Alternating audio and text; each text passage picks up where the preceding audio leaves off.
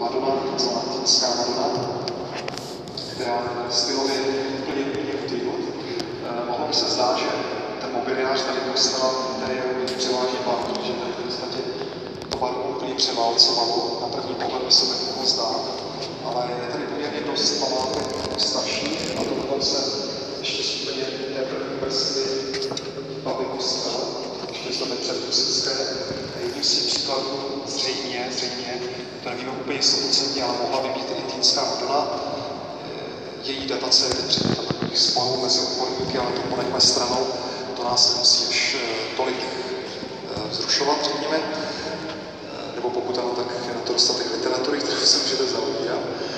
Ale Madonna je dílem významného řezbáře, který působil v Praze, jak říkám, buď těsně před husickými válkami, první 10 let, nebo až ve třetí, čtvrté desetiletí 15. století.